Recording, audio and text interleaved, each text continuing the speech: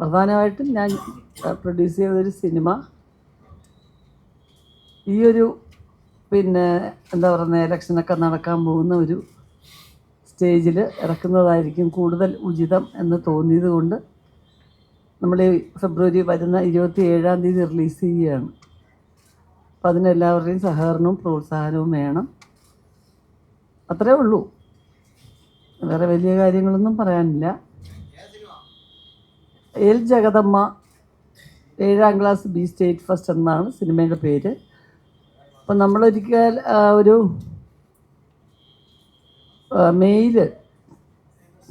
കഴിഞ്ഞ മെയ്യിൽ റേസ് ചെയ്യാനൊരു ശ്രമം നടത്തി. പക്ഷെ അന്ന് ഒരു ചെറിയ സാങ്കേതിക തടസ്സം അതിനുണ്ടായി. അത് ഡിസ്ട്രിബ്യൂട്ടർക്കും സംഘടനയ്ക്കും തിയേറ്റേഴ്സുമായിട്ടുള്ള ചെറിയ പ്രശ്നമായിരുന്നു. അപ്പോൾ അതുകൊണ്ട് നമുക്ക് വേണ്ടപ്പെട്ടവർക്ക് വേണ്ടി കുറച്ച് ഷോസ് ഇട്ടിട്ട് നമ്മളത് പിൻവലിക്കുകയായിരുന്നു ചെയ്തത്.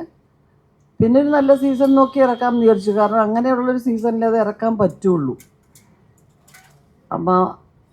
അപ്പോൾ ഇത് നോക്കി അപ്പോൾ തീർച്ചയായിട്ടും അത് കുറച്ചുകൂടെ മെച്ചപ്പെട്ട ഒരു സീസൺ ഇത് തന്നെയാണെന്ന് എല്ലാവരും അഭിപ്രായപ്പെട്ടത് കൊണ്ട് നമ്മൾ ഇപ്പോൾ റിലീസ് ചെയ്യുകയാണ്.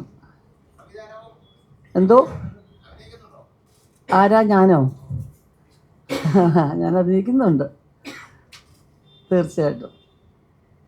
ജഗദമ്മ എന്ന് പറഞ്ഞ ക്യാരക്ടർ ഞാനാ ചെയ്യുന്നത്.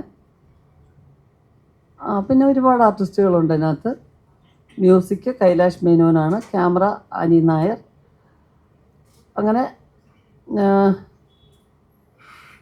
അതാണ്. ഒരുപാട് ആർട്ടിസ്റ്റുണ്ട്, ഒരുപാട് പേര് നിങ്ങൾക്കറിയാവുന്ന ഒരുപാട് ആർട്ടിസ്റ്റുകളുണ്ട്. രാഷ്ട്രീയം തന്നെയാണ് അതിൻ്റെ. രാഷ്ട്രീയത്തിന് വേണ്ടി ഉള്ളൊരു സിനിമ അല്ലെങ്കിൽ പോലും ഒരു നാട്ടിൻപുറത്ത് നടക്കുന്ന കുറേ ലൈവായിട്ടുള്ള കുറേ കാര്യങ്ങളുടെ നിന്നും ഒരു ക്യാരക്ടർ യാദൃശ്യമായിട്ട് രാഷ്ട്രീയത്തിലേക്കൊരു സ്ത്രീ എത്തപ്പെടുന്നു. അപ്പോൾ അതിനിടയിൽ അവർക്ക് പിടിച്ചു നിൽക്കാൻ പറ്റുന്നുണ്ടോ ഇല്ലയോ എന്നുള്ളിടത്താണ്. അതാണ് കഥയുടെ പ്രധാനപ്പെട്ട പ്രശ്നം. അതാണ് അവർ വന്നത് നന്നായോ ഇല്ലയോ, ഇല്ല അങ്ങനെയുള്ളവർക്ക് ഇവിടെ നിൽക്കാൻ പറ്റുമോ എന്നൊക്കെ ഉള്ളതിൻ്റെ ഒരു മറുപടി ആയിരിക്കും. വളരെ സാധാരണക്കാർക്ക്, വലിയ വിദ്യാഭ്യാസം ഇല്ലാത്തൊരു സ്ത്രീക്ക് ഇവിടെ വന്നാൽ പെട്ടെന്ന് രാഷ്ട്രീയത്തിലേക്ക് വന്നാൽ കാര്യങ്ങളൊക്കെ വളരെ എളുപ്പമാവും എന്ന് വിചാരിച്ചിരിക്കുന്ന ഒരു സ്ത്രീക്ക് അതൊന്നും ഒരിക്കലും അത്ര എളുപ്പമല്ല എന്നുള്ള തീരുമാനത്തിലാണോ അവരെത്തുന്നത്.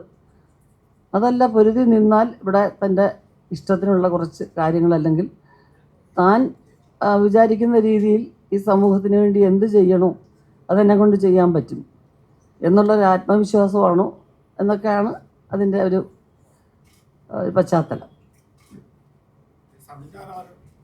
സംവിധാനം ശിവപ്രസാദ്, എൻ്റെ ഹസ്ബൻഡാണ്. അദ്ദേഹത്തിൻ്റെ സ്ക്രീൻ പ്ലേ തന്നെയാണ്. അദ്ദേഹത്തിൻ്റെ അനുഭവത്തിൽ ഉള്ള കുറേ ക്യാരക്ടേഴ്സ് അദ്ദേഹത്തിന് നാട്ടിൻപുറത്തുകാരനാണ് അദ്ദേഹം. അപ്പോൾ അവിടുത്തെ പഞ്ചായത്തൊക്കെ വളരെ സ്ട്രോങ് ആണ്. പൊതുവെ നമ്മുടെ കേരളത്തിലാണ് പഞ്ചായത്തുകളുടെ ഇലക്ഷനും കാര്യങ്ങളും ഒക്കെ ഇത്രയും ശക്തമാവുന്നത്. കാരണം ഞാൻ തമിഴ്നാട്ടിലല്ലേ. അപ്പോൾ അവിടെ എനിക്കറിയാം അവിടത്തേക്കാളൊക്കെ വളരെ പ്രാധാന്യം എന്ന് പറയുന്നത് കേരളത്തിലെ പഞ്ചായത്തുകളുടെ ഒരു ഇലക്ഷനും കാര്യങ്ങളൊക്കെ ആയിട്ട് അടുപ്പിച്ചുള്ള ഒരു ബഹളവും അത്ര വലിയ കാര്യങ്ങളും ഒന്നും തമിഴ്നാട്ടിലൊന്നും ഞാൻ കണ്ടിട്ടില്ല. അപ്പോൾ എനിക്കത് വളരെ വ്യത്യസ്തമായിട്ട് തോന്നി ആദ്യമായിട്ട് അങ്ങനെ ഒരു സിനിമ ചെയ്യുമ്പോൾ. അപ്പോൾ അദ്ദേഹം ലൈവായിട്ട് കണ്ടിട്ടുള്ള കുറേ ക്യാരക്ടേഴ്സും സംഭവങ്ങളും ഒക്കെയാണ് പ്രധാനമായിട്ടും.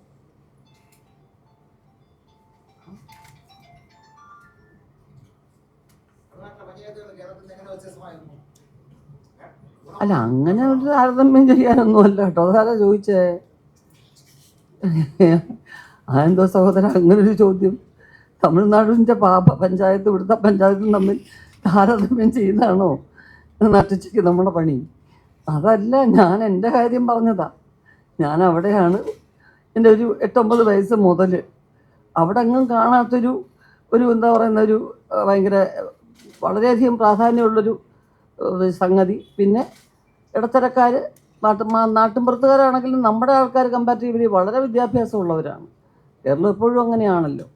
അപ്പോൾ അവിടെ ഇപ്പം വളരെയധികം ബെറ്റർ ആയിട്ടുണ്ടെങ്കിലും പണ്ടൊന്നും അങ്ങനെ ആയിരുന്നില്ല. അപ്പോൾ അവിടെ ഉള്ളതെന്ന് പറഞ്ഞു കഴിഞ്ഞാൽ നടപ്പിലാക്കുന്ന കാര്യങ്ങൾ ഇതാണ്, നമ്മൾ സഹിക്കപ്പെടേണ്ടവരാണ് എന്ന് വിചാരിച്ച് അങ്ങ് പോവുമായിരുന്നു. ഇന്നത് റിയാക്ട് ചെയ്യുന്നുണ്ട് എല്ലാവരും ശക്തമായിട്ട്. കാലം മാറിയല്ലോ. അപ്പോൾ അങ്ങനെ ഞാൻ നോക്കുമ്പോൾ എൻ്റെ ബന്ധുക്കൾ ഞാൻ നാട്ടിൽ വരുമ്പോഴൊക്കെ ഇവിടുത്തെ പഞ്ചായത്തിൻ്റെ കാര്യങ്ങളൊക്കെ അറിയുകയൊക്കെ ചെയ്യുമ്പം ഒരു ചെറിയ അത്ഭുതം അന്നൊക്കെ ഉണ്ടായിരുന്നു. അത് ഞാൻ ഒരുപാട് സിനിമകൾ ചെയ്തു. ആദ്യമായിട്ടാണ് എനിക്ക് അങ്ങനെ ഒരു സിനിമ കിട്ടുന്നത്. ഒരു ക്യാരക്ടർ വളരെ ഫ്രീഡത്തോടു കൂടി ഒരു ത്രൂ ഔട്ട് വേഷം ചെയ്യാൻ കിട്ടുന്നത്. അതിനെക്കുറിച്ച് പറഞ്ഞതേ ഉള്ളൂ.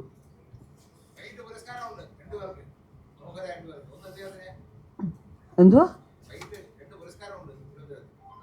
ആ അതെ, അതിനെക്കുറിച്ച് എന്തോ പറയണം. ഇത് ഏത് ചേട്ടനായി ചോദിക്കുന്നേ?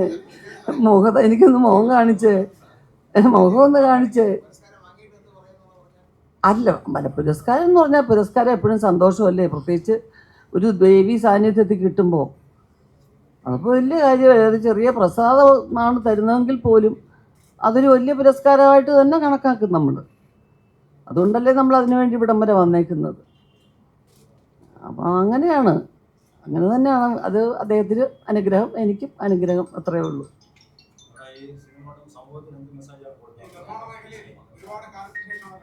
ഒരു മിനിറ്റ്, സമൂഹത്തിന് തീർച്ചയായിട്ടും അത് തന്നെയാണ് കൊടുക്കുന്ന.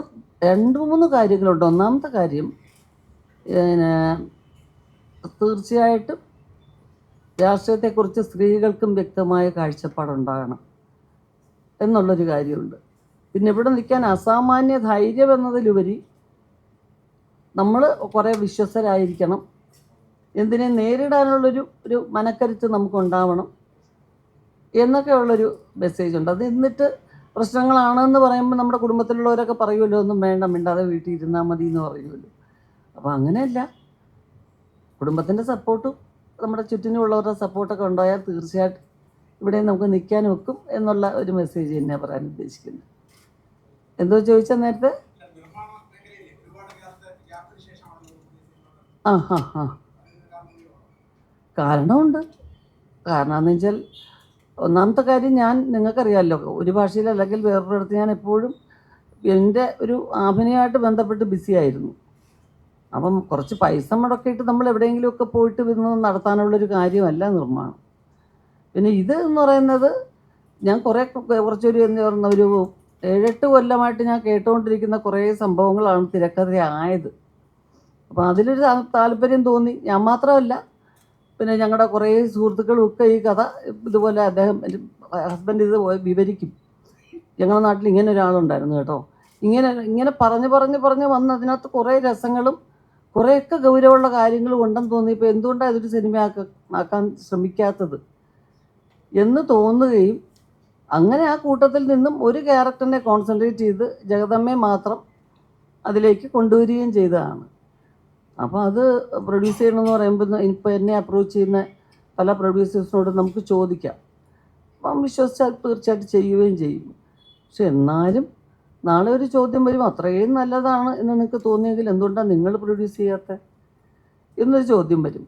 ഇതിനൊക്കെ അപ്പുറത്ത് വേറൊരു കാര്യമുണ്ട്. സിനിമയല്ലാതെ മറ്റൊരു മേഖലയിലും നമുക്ക് എന്താ പറയുന്നൊരു ബിസിനസ് എന്നുള്ള രീതിയിലല്ലെങ്കിൽ പോലും ഒരു അനുഭവം പ്രാവർത്തികമാക്കാൻ പറ്റുന്ന മറ്റൊരു മേഖലയെക്കുറിച്ച് എനിക്ക് അറിയില്ല. അറിയാവുന്നത് ഇവിടേ ഉള്ളൂ. അപ്പോൾ അതിവിടെ ഒന്ന് പരീക്ഷിച്ചു, അത്രേ ഉള്ളൂ. നിങ്ങളെയൊക്കെ വിശ്വസിച്ച്. എന്തുവാ താല്പര്യം ഉണ്ടോന്നോ? ഇന്നിപ്പോൾ അറിയണോ? ഒരു വെറും വയറ്റിൽ ഇച്ചിരി കഴിഞ്ഞ് ആഹാരമൊക്കെ കഴിച്ച് വയർ നിറച്ച് പറഞ്ഞാൽ മതിയോ? അല്ല, അതൊക്കെ കണ്ടു, ഇവിടെയും കാണുന്നു, തമിഴ്നാട്ടിലും കാണുന്നു. അപ്പോൾ അതുകൊണ്ട് ഞാനെന്തോ വേണം? ഞാൻ രാവിലെ ടിഫിൻ കഴിച്ചിട്ടില്ല, ഒരു കട്ടൻ കാപ്പിയും കുടിച്ചുകൊണ്ട് വന്നതാ. നിങ്ങളൊക്കെ ബിസി ആയിരുന്നു. അപ്പോൾ നിങ്ങൾ ഫ്രീ ആയപ്പോൾ ഞാൻ വന്നിരുന്നു. ഇനി എനിക്ക് പോയി ചോറുണ്ണണം. ഉണ്ട് കഴിഞ്ഞ് പറയണോ ഇപ്പോൾ പറയണോ? എനിക്കത് രണ്ടിലൊന്നും അറിഞ്ഞാൽ മതി. ഇപ്പോൾ അതുവരെ കാത്തിരിക്കുക. ഊണ് കഴിഞ്ഞൊക്കെ വയറ് നിറച്ച് ഏമ്പൊക്കെ വിടുന്നത് വരെ നിങ്ങൾ കാത്തിരിക്കാമെങ്കിൽ ഞാൻ പറയാം കേട്ടോ. ആ തീർച്ചയായിട്ടും സാർ, അതൊരു ഏറ്റവും വലിയ വെല്ലുവിളിയല്ലേ. നമ്മൾ എത്രയോ സിനിമകൾ അഭിനയിക്കുമ്പോൾ ആ ഒരു എന്താ പറയുന്നത്, നേരത്തെ പറഞ്ഞ പോലെ തമാശക്കാണെങ്കിലും നിങ്ങളെ വിശ്വസിച്ച് അല്ലെങ്കിൽ ജനങ്ങളെ വിശ്വസിച്ചെന്ന് പറയുന്നത് 100% ശരിയല്ലേ. മറ്റൊരു ജോലിയും പോലെ ഇങ്ങനെ പ്രീവിയസ് എക്സ്പീരിയൻസ് വെച്ചിട്ടിങ്ങനെ ഇന്ന സമയത്ത് നമ്മൾ ഒരു പടം ഇറക്കിയാൽ ഓടും, അല്ലെങ്കിൽ ഇന്ന രീതിയിലെടുത്താൽ ഓടും എന്താ ഉള്ളത്? അങ്ങനൊന്നും ഇല്ലല്ലോ. ഇതൊരു ഗാംബ്ലിംഗ് പോലെ നമ്മുടെ വിശ്വാസത്തിൽ നമ്മളൊരു പടം ചെയ്യുന്നു, അത് റിലീസ് ചെയ്യുന്നു. ഓടിയാൽ ലാഭം കിട്ടും, ഇല്ലെങ്കിൽ അത് കോമ്പൻസേറ്റ് ചെയ്യാൻ ഒരു റെഗുലർ പ്രൊഡ്യൂസേഴ്സ് കുഴപ്പമില്ല, അവർക്ക് പറ്റും. അടുത്തൊരു നല്ല പടം ചെയ്താൽ തിയേറ്റേഴ്സിനും അല്ലെങ്കിൽ ആ ഡിസ്ട്രിബ്യൂട്ടേഴ്സിനും ഒക്കെ അങ്ങോട്ടും ഇങ്ങോട്ടും ഒരു ലാഭം വരുന്ന രീതിയിലാക്കാൻ പറ്റും. അവർക്ക് സ്ഥിരമായൊരു ടീമുണ്ടാവും. ഇതൊന്നുമില്ലാതെ വരുന്നവരെ സംബന്ധിച്ചിടത്തോളം ഏറ്റവും വലിയ റിസ്ക് അല്ലേ. ആ റിസ്ക് അറിയാവുന്നതുകൊണ്ടാണല്ലോ നമ്മളൊരു പടം ചെയ്തിട്ട് ഇത്രയും ഗ്യാപ്പ് എടുക്കുന്നത്. അപ്പം അതങ്ങനെ ഉണ്ട്, അതുണ്ടാവും.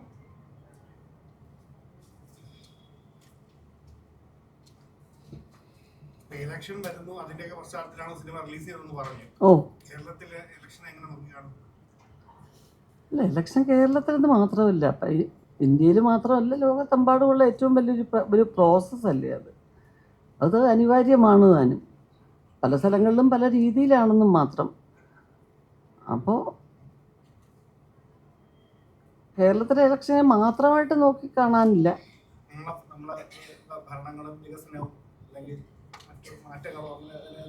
അതൊക്കെ വളരെ വലിയ വലിയ ഉത്തരങ്ങൾ പറയേണ്ടതല്ലേ. നമ്മൾ ഈ ചെറിയ ഒരു വട്ടം സിനിമ, അതിനകത്ത് നിന്നുകൊണ്ട് സിനിമയ്ക്കകത്തെ രാഷ്ട്രീയം പോലും മനസ്സിലാക്കാനുള്ള പ്രാപ്തി ഉണ്ടായിട്ടില്ല.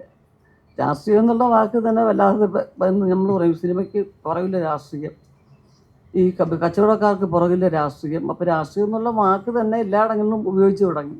പണ്ടൊരൊറ്റ സൈഡിലല്ലേ പറയുമായിരുന്നുള്ളൂ. അപ്പം അതിനെക്കുറിച്ചൊന്നും വലിയ കാര്യങ്ങൾ പറയാൻ ഇഷ്ടംപോലെ പാണ്ഡിത്യമുള്ളവരുണ്ട്. എനിക്ക് ഈ പടത്തെക്കുറിച്ച് മാത്രം എന്തെങ്കിലും ചോദിച്ചാൽ പറയാം.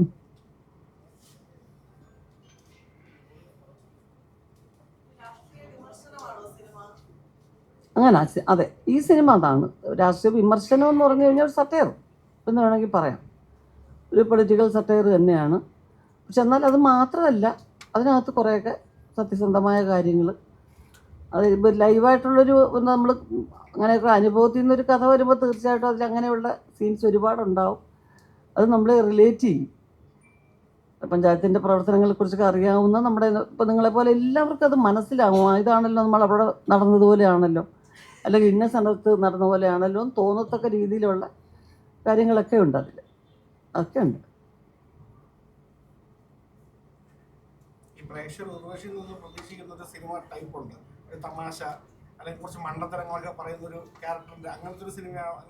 ഉണ്ടുണ്ട്, തീർച്ചയായിട്ടും ഒരു പ്രത്യേക ഘട്ടം വരെ അങ്ങനെയൊക്കെ തന്നെയാണ്. സ്വന്തമായിട്ട് പൊരുതി ജീവിക്കണം എന്നൊക്കെയുള്ള, അപ്പം അതിനുവേണ്ടി ചെറിയ ചെറിയ കള്ളത്തരങ്ങളും കാര്യങ്ങളും ഒക്കെ പറയുന്നതൊക്കെ അങ്ങനെ നമുക്ക് ഒരു ഫസ്റ്റ് ഹാഫൊക്കെ നമുക്ക് അങ്ങനെയാണ് തോന്നുന്നത്. പക്ഷെ കുറേ കഴിയും തോറും കുറേശ്ശെ ജീവിതത്തിൽ ഇങ്ങനെ അഫക്റ്റഡ് ആവും തോറും അതിൽ നിന്ന് മാറിയിട്ട് മറ്റൊരു രീതിയിലേക്ക് പോകുന്ന പോലെയാണ് വരുന്നത്.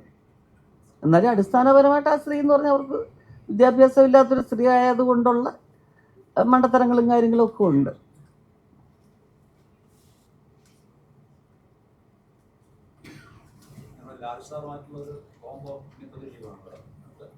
അല്ല, പ്രതീക്ഷിക്കാന്ന് വെച്ചാൽ എന്താ അറിയോ, ആൾ ശ്രമിച്ചാലും അവർക്ക് നമ്മൾ നേരത്തെ ചെയ്തു വെച്ച കുറേ നല്ല സിനിമകളില്ലേ, സോ അതിനേക്കാൾ മെച്ചപ്പെട്ടൊരു സിനിമ ചെയ്യാൻ പറ്റുമോ എന്നുള്ളൊരു ചിന്ത എല്ലാവർക്കും ഉണ്ടാവുമല്ലോ. ആ ഡയറക്ടേഴ്സ് എന്നൊക്കെ പറയുന്നവർ അന്ന് അധ്യാപകരെ പോലെ അവരെന്തോ പറയുന്നു നമ്മളത് കേട്ട് അനുസരിച്ച് നിൽക്കുന്ന ആ ഒരു കാലഘട്ടം വേറെയാണ്. ഇന്നിപ്പോൾ അതല്ല, ഇന്ന് ചെറുപ്പക്കാരായിട്ട് വരുന്നവർക്ക് അവർക്ക് ഐഡിയാസ് ഉണ്ടാവും. പക്ഷെ എന്താ അങ്ങനെ കിട്ടണം. കാരണം ശോഭനയും ലാലേട്ടനും ചെയ്യുന്നു എന്ന് പറഞ്ഞു കഴിയുമ്പോൾ അതിനകത്ത് തമാശയുടെ ഒരു ഘടകം വലുതായിട്ട് ആരും പ്രതീക്ഷിക്കുന്നില്ല. പക്ഷെ ഞാനും ലാലേട്ടൻ ഒരു ഫിലിം ചെയ്യുമ്പോൾ അതുകൂടെ നന്നായിട്ട് പ്രതീക്ഷിക്കും. അങ്ങനെ ഒരു സ്ക്രിപ്റ്റ് കിട്ടണം, അതാണ് പ്രധാനപ്പെട്ട ഒരു റിസ്ക്. അതിനകത്ത് വരുമായിരിക്കും, എന്നാൽ തീർച്ചയായിട്ടും സന്തോഷമല്ലേ ഉള്ളൂ ചെയ്യാൻ. അതെ, ഇപ്പോൾ പോകുന്ന എല്ലാ സ്ഥലങ്ങളിലും എല്ലാവരും അതാ ചോദിക്കുന്നത്. പക്ഷെ ആ തമാശയാണ് അതിൽ വളരെ വലിയൊരു എലിമെൻ്റായിട്ട് കിടക്കുന്നത്.